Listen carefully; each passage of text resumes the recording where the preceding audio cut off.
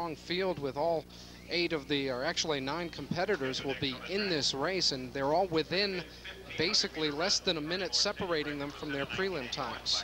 Well, this is one of those fields where there isn't a great deal of difference among them, with the one possible exception, and I think this is an athlete you haven't heard a great deal of for the spring because he didn't have much of an indoor season, and that's Bob Whalen of Kentucky. He's a senior out of Dixon, Texas. He's the defending champion, and he ran a lot of relays during the spring, and so you didn't see him run individual events, and you can hide people on relays, and I would be surprised if anybody could beat Bob Whalen of Kentucky. He'll be in lane 1 as they line up. That's the way you see on the screen, the way they're going to line up, and that is Bob Whalen there.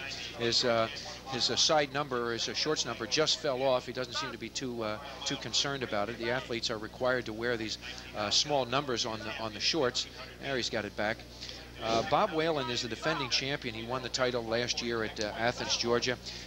Last week, he finally ran his first 1,500 meters of the year. He ran 3:41.8, and for those who are uninitiated, he's still having trouble with that number, Larry. Yeah, it's not going to be there when the race is over. That's for sure. It's gone, and that's the least of his worries right now. But he ran 3:41.8, which is equivalent to about a 3:58.8 mile. This is 1,500 meters. It's about 100 meters and just a bit short of a mile, and he really, I believe, is a class of the field, although we've got some good young runners in this field, including Tim Pitcher of the University of Tennessee, a sophomore from Monroe, Michigan, who won the SEC indoor mile in Whalen's absence. And so this is the race, the veteran, Bob Whalen, and the newcomer, Tim Pitcher of Tennessee. The rest of the field, Alex Davey of Kentucky. We showed it to you a little while ago. Alan Thomas, also from Kentucky. So the Wildcats, which have a great cross-country program, that's really their strength in track. We have 3 entrants in the finals for the 1,500.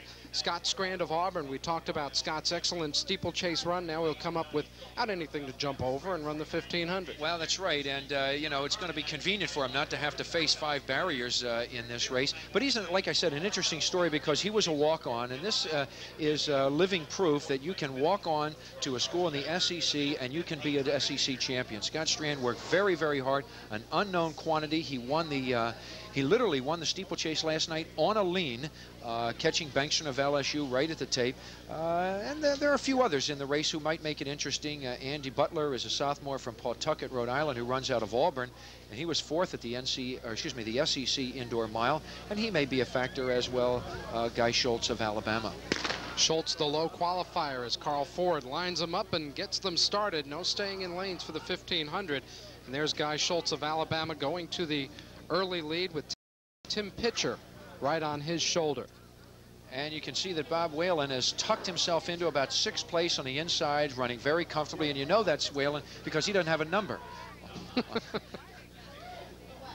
Jason Jorzak of Mississippi State now on the right shoulder of Guy Schultz as they run right past our infield camera. Pitcher 2 weeks ago at the Gatorade meet at his home track in Knoxville ran 3:45. Schultz has run about 3:46 this year. He really is a steeplechaser more than anything else. And here's Whalen, who is running very comfortably as they go by in 47 seconds plus with 3 laps remaining. What kind of pace is that, Frank? I really can't tell you until they get to 400 meters, and they're just coming up on 400 meters. So if you give me about 4 or 5 more seconds, I'll give you the pace. But it's a fairly leisurely pace right now. It looks like 63 seconds, and that's really equivalent to about a 4:12 mile pace. And everybody in this race can run that. This is really a pedestrian pace, and it really plays into the hands of a guy like Bob Whalen, who is a big kicker. He's got great leg speed. Now Whalen coming up on the outside, right alongside Tennessee's Jason Jorzak. They're running 1st and 2nd. Alabama's Guy Schultz and Tennessee's Tim Pitcher. The 2 right alongside them. Then comes Sean Boyd and Alex Davey, also of Kentucky. Boyd, rather, of Auburn. And they're running basically in 4 pairs of 2 with one guy pulling up the rear. Well, there's going to be no NCAA qualifying mark out of this. There's going to be no SEC meet record out of this. There's going to be no Bernie Moore Stadium record out of this as they come up with 2 laps to go. This really is a tactical race. 1:52 with 2 laps remaining. And Whalen goes to the lead. Perhaps he's just a bit dissatisfied that the pace was too slow. And there, Tim Pitcher of Tennessee right on his shoulder. Well, you mentioned Pitcher won the SEC indoors. Whalen won the outdoors last year. So I'm sure Pitcher's excited about the chance head-to-head and try to take that title away from Bob Whalen. Yes, he is. And, you know, there really isn't a great deal of pressure on Pitcher as there might be in some other meets because his team, I believe, has already put this team title away. So he's running just for himself. Now, moving up in third place is Scott Strand, who might be running on as much adrenaline as you'll ever see. He's very excited after his steeplechase win, and he's a big kicker as well. But look at Whalen, nice and comfortable and relaxed and controlling the pace, and people are really afraid to jump him right now. As he controls the pace coming down the straightaway, they'll have 1 lap remaining. Well, we have a front group of 6, and then 3 others have fallen off the pace. The 3 Tennessee runners, that is Alex Davey, who's running on the outside right now in 3rd place. The 3rd Tennessee runner, Alan Thomas, currently in 6th, along with Guy Schultz, Scott Strand, Tim Pitcher, and the leader, Bob Whalen. Almost looks like a cross-country meet, Larry, with Kentucky with half the field, and we think that the pace will really pick up here. Down the back straightaway, and Strand just pressuring Whalen a little bit. Whalen responds. Pitcher is boxed, and he's got a problem now. He is boxed on the inside. Now Strand struggling, and he's got boxed. This is Alex Davey of Kentucky, and Kentucky trying to go 1-2 in this race. Now they got 20 people listening to the program, and 15 of them are cross-country runners. Now Pitcher gets himself free, and he'll make a challenge on the outside. That's Whalen on the inside and Davey on the outside. Tim Pitcher on the far outside from Tennessee, moving up. Pitcher has passed Davey. Pitcher and Whalen to the finish line, and it's going to be Tim Pitcher from the Tennessee Volunteers upsetting Bob Whalen. What a surprise. Pitcher very, very strong down the last straightaway. I didn't think anybody would be able to pick up Bob Whalen.